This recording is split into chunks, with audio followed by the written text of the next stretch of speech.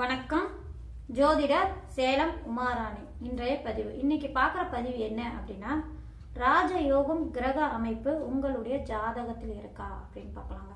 ஒரு விதமான அதாவது என்னன்னா, கிரகங்கள் ஒவ்வொன்றும் சம்பந்தம் பெறும்போது யோகங்கள் அதிகமாக தரக்கூடிய வாய்ப்பு உண்டுங்க. எந்தெந்த கிரகங்கள் ஜாதகத்தில் சம்பந்தம் பெற்றிருக்கும் போது அவங்களுடைய ஜாதகம் ராஜ யோகத்தை தரக்கூடிய அமைப்பு, அவங்களுடைய திசா காலங்களில் நன்மையும் யோகத்தையும் அதிகமாக அந்த ஜாதகர் அனுபவிக்கணும் அப்படின்னா எந்தெந்த கிரகங்கள் எந்த மாதிரி அமைப்பில் இருந்தால் அவங்களுக்கு ராஜ யோகத்தை அவங்களுக்கு தரும் அப்படின்னு இந்த பதிவில் பார்க்கலாங்க. இப்போ ராஜ யோகத்தை தரக்கூடிய கிரக அமைப்பு அப்படின்னா பொதுவாக பாருங்க, அவங்களுடைய லக்னாதிபதி எந்த நிலையில இருக்காங்கன்னு பாருங்க.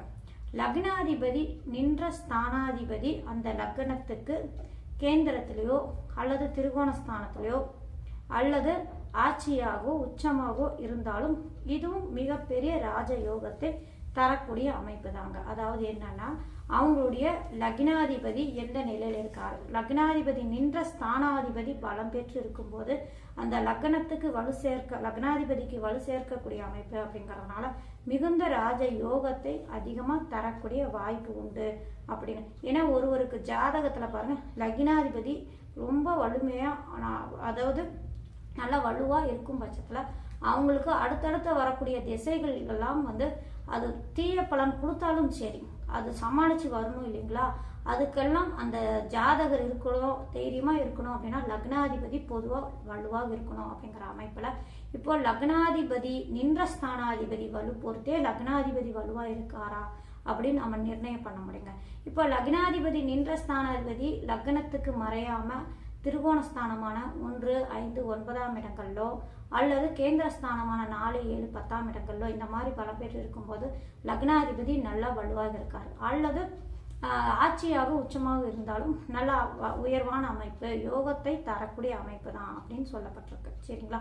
அடுத்தது எந்த கிரகங்கள் அப்படின்னு எடுத்துக்கிட்டாங்கன்னா, லக்னாதிபதியும் 4ஆம் இடத்ததிபதியும் 11ஆம் இடத்ததிபதியும் ஏதாவது ஒரு விதத்துல சம்பந்தம் பெறும்போது இதுவும் மிகுந்த ராஜயோகத்தை தரக்கூடிய வாய்ப்பு உண்டு அப்படின்னு சொல்லப்பட்டிருக்குங்க. அதாவது என்ன அப்படின்னா, லக்னம் அப்படின்னா அந்த ஜாதகர் இல்லைங்களா, 4ஆம் இடம் சுகஸ்தானம், வீடு மனையை குறிக்கக்கூடிய இடம், 11ஆம் இடம் லாபஸ்தானம். இந்த அதிபதிகள் பொறுத்த வரைக்கும் ஏதாவது ஒரு விதத்துல அந்த ஜாதகத்துல சம்பந்தம் பெற்றிருக்கான்னு பாருங்க.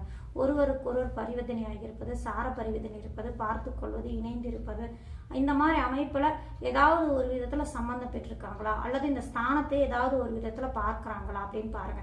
ஏதாவது ஒரு விதத்துல இந்த கிரகங்கள் லக்னாதிபதியும் 4ஆம் இடத்த அதிபதியும் 11ஆம் அதிபதியும் சம்பந்தம் பெறும்போதும் அவங்களுக்கு யோகத்தை தரும் அவங்களுடைய திசா காலங்கள்ல அப்படின்னு சொல்லப்பட்டிருக்கு. அடுத்தது அப்படின்னு எடுத்தா லக்னமும் 2ஆம் இடமும் அதாவது 1, 2ஆம் அதிபதிகள் சம்பந்தம் பெறும்போது நல்ல வாய்ப்பு கொடுக்கும். அதாவது தனயோக வாய்ப்பு அதிகமாக அவங்களுக்கு உண்டு.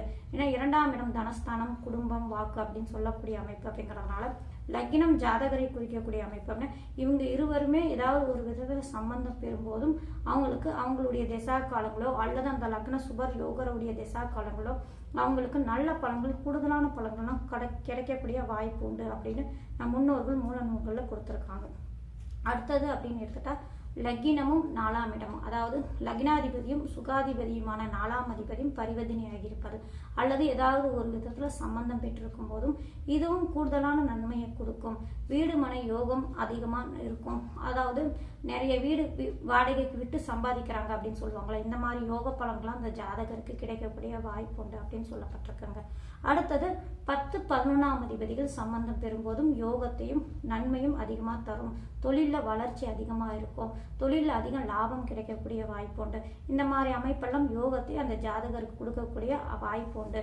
ஏன்னா லக்னம் அப்படின்னு எடுத்துட்டா பொதுவாக பாருங்க, அவங்களுக்கு நல்ல அமைப்பில் இருந்துட்டாலே அவங்களுக்கு நல்ல பலன்கள் அதிகமாக நடக்கக்கூடிய வாய்ப்பு உண்டு. இப்போ நான் சொன்னேன் இல்லைங்களா, இந்த கிரகங்கள் ஏதாவது ஒரு விதத்தில் சம்பந்தம் பெறும்போதே அவங்களுடைய திசா காலங்களும் நன்மையும் யோகத்தையும் அதிகமாக தரக்கூடிய வாய்ப்பு உண்டு. இந்த கிரகங்களோட அந்த லக்னத்துக்கு 5ஆம் இடத்த அதிபதியோ 9ஆம் அதிபதியோ ஏதாவது ஒரு விதத்தில் சம்பந்தம் பெற்றுட்டாலும் கூடுதலான ராஜயோகத்தை அவங்களுடைய திசா காலங்களை கொடுக்குங்க. பொதுவாக ஒரு ஜாதகருக்கு மிகப்பெரிய ராஜ யோகத்தை தரக்கூடிய கிரக அமைப்பு அப்படின்னு எடுத்துக்கிட்டாலே இப்போ நான் சொன்னேன் இல்லைங்களா, இந்த கிரகங்கள் பாதிக்கப்படாமல் நல்ல அமைப்பில் இருக்கணுங்க.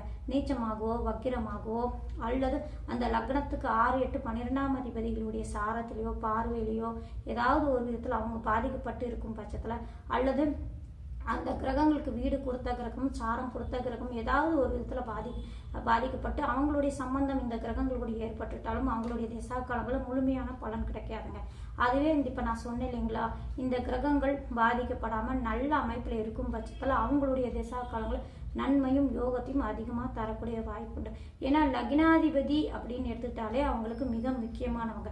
அவரோட நான் இப்போ சொன்னேன் இல்லைங்களா, 4ஆம் அதிபதி சம்பந்தம் பெறுவது, 2ஆம் அதிபதி சம்பந்தம் பெறுவது அல்லது 10ஆம் அதிபதி சம்பந்தம் பெற்றாலும் தொழிலில் வளர்ச்சி இருக்கும், நல்ல பலன்கள் கூடுதலாக கொடுக்கும். லக்னாதிபதியும் 10ஆம் இடத்து அதிபதியும் சம்பந்தம் பெறும்போதும் நல்ல பலன்கள் அதிகமாக கொடுக்கும்.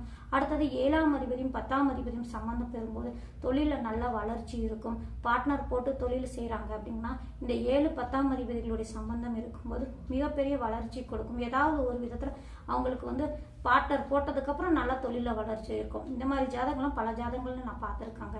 7ஆம் அதிபதியும் 10ஆம் அதிபதியும் சேர்ந்து ஒரு ராசியில் கேந்திரத்திலையோ திருகோணத்திலையோ அல்லது ஆட்சியாக உச்சமாகவோ ஏதாவது ஒரு விதத்தில் சம்மந்தப்பட்டால் தொழிலில் நல்ல வளர்ச்சி இருக்குது, நல்ல பொருளாதாரத்தில் மேன்மை அடையுது.